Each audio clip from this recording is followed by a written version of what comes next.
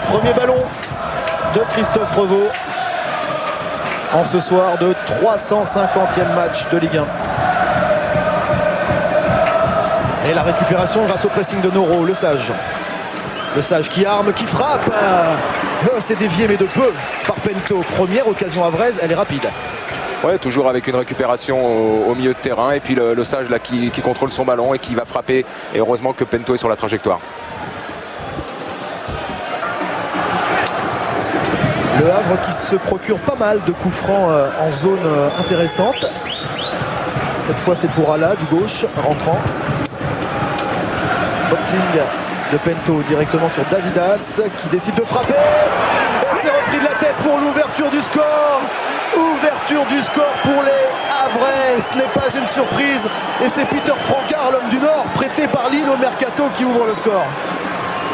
Ah ouais, avec le bon coup franc frappé, le mauvais renvoi de Pento, la reprise de Davidas et Francard au second poteau qui marque de la tête. Il veut frapper, j'ai l'impression quand même, Davidas. C'est un centre-tir, on va dire. Le poteau rentrant et surtout Laurent, c'est quasi logique. Oui, logique, puisque le Havre avait exercé un pressing assez haut. C'est créé, comme vous le disiez, beaucoup de bonnes situations, notamment sur coup de pied arrêté. Mater, Danick. Pujol maintenant, qui peut centrer à son tour. Oh, deux attaquants se sont jetés sans pouvoir réceptionner ce superbe centre de Pujol. Oh, ça commence à chauffer dans cette surface. Ouais, on va voir le bon ballon ici, le centre de Pujol et les deux attaquants qui coupent la trajectoire au premier. C'est dommage que Tiennet était au deuxième, il aurait pu aller au deuxième poteau, mais personne. C'est d'un cheveu, hein, c'est le cas de le dire. De 7 à 77 ans, pour l'instant, on est déçu à Nogester. Sanchez, Pujol. Ah, c'est difficile, hein. Il y avait beaucoup de monde, mais le ballon est récupéré. Mater, Danick, superbe, quelle remise de Danick pour Mater qui redonne à Danick. Danick qui redonne pour Mater. Il arrive à temps pour centrer. Et l'égalisation, ça c'est de la persévérance de la part de V1 parce que cette action n'était pas gagnée. C'est ça ce qui marque. Je peux vous dire que l'action elle est magnifique, surtout que le ballon de Danick est un peu long et la course folle de Mater sur le côté droit qui arrive à recentrer le ballon au premier poteau. Exceptionnel. On revoit ici Danick, l'appel sans ballon de Mater et puis ce centre.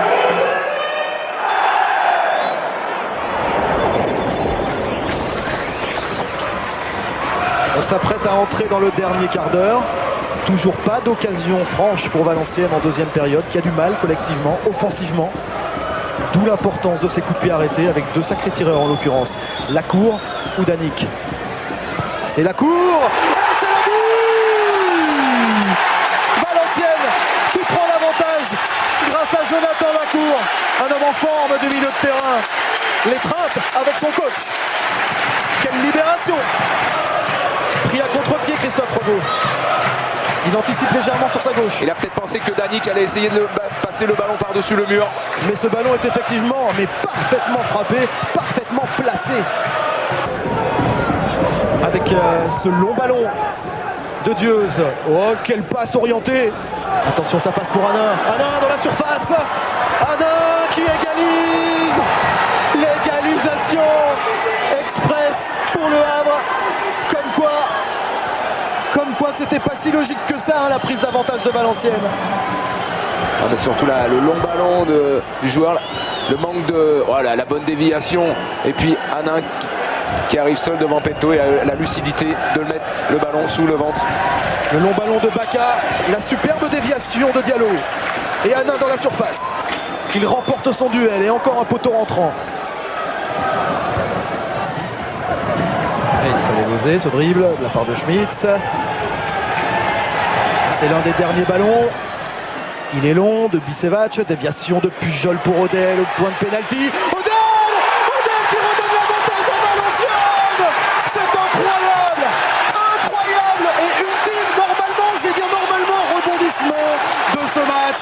L'opportunisme d'Odell, décidément, ce Valenciennes a quelque chose d'unique. Oui, c'est vrai que le long ballon et puis la mésentente entre Sambou et Revaux a à ce niveau-là, je pense que c'est inacceptable. Je crois que les deux joueurs doivent se parler et il y en a un qui doit dégager, surtout quand il reste 2 minutes de jeu.